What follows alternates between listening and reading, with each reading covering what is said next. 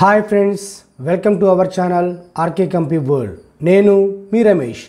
ఈరోజు మనం ఈ వీడియోలో ఎంఎస్ ఎక్సెల్లో ఉన్నటువంటి ఫ్లాష్ ఫిల్, ఇది డేటా మెనూలో ఉంటుంది.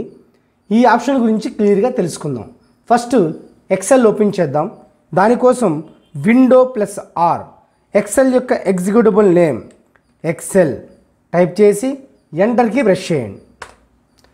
కాసేపు లోడ్ అయ్యి ఇలాంటి మెసేజ్ బాక్స్ ఏమన్నా ఓపెన్ అయితే ఆ మెసేజ్ బాక్స్ని క్లోజ్ చేయండి. బ్లాంక్ వర్క్ బుక్, దాని మీద మౌస్తో లెఫ్ట్ క్లిక్ ఇవ్వండి. ఎక్సెల్ షీట్ని కొంచెం మ్యాక్సిమైజ్ చేద్దాం విండోని. దానికోసం alt plus space plus X. Excel షీట్ని కొంచెం జూమ్ చేద్దాం. దానికోసం కంట్రోల్ ప్లస్ స్క్రోలింగ్. ఇప్పుడు డేటా మెనూలో ఉన్న ఫ్లాష్ ఫిల్ అనే ఆప్షన్ గురించి తెలుసుకుందాం. ఫస్ట్ ఫుల్ నేమ్స్ టైప్ చేయండి. ఫుల్ నేమ్ అంటే ఏంటి? ఫస్ట్ నేమ్ ఉండాలి, లాస్ట్ నేమ్ ఉండాలి. అంటే నేమ్, సర్ నేమ్ రెండు ఉండాలి. అలాంటి నేమ్స్ కొన్ని టైప్ చేద్దాం.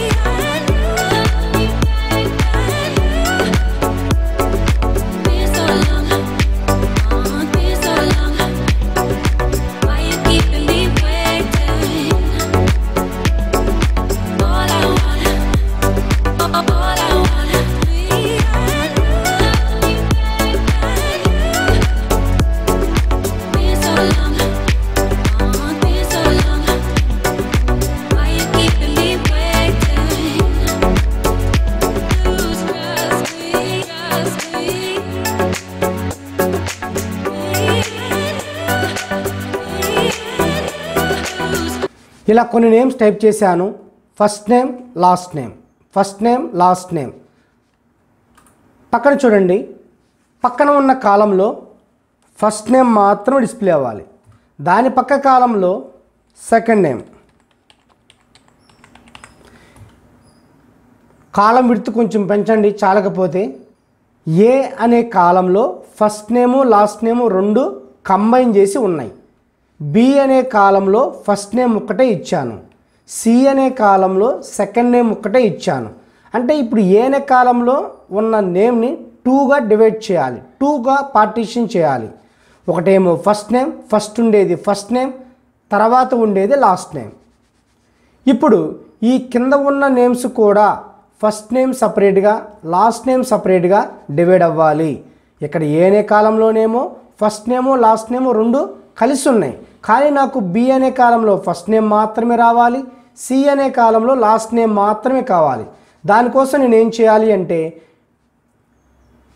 బి అనే కాలంలో ఉన్న ఫస్ట్ నేమ్ రమేష్ కదా, దాని మీద మౌస్తో లెఫ్ట్ క్లిక్ ఇచ్చి డేటా మెనూలో ఫ్లాష్ ఫిల్ దాని మీద మౌస్తో లెఫ్ట్ క్లిక్ ఇవ్వండి. అంతే.